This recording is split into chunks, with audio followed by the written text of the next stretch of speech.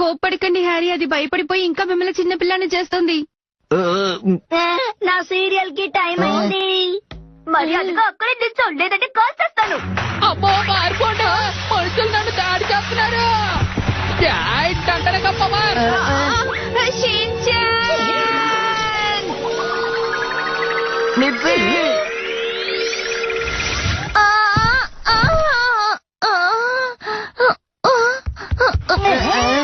అమ్మా, ఇప్పుడు మన ఇద్దరం సేమ్ హైట్.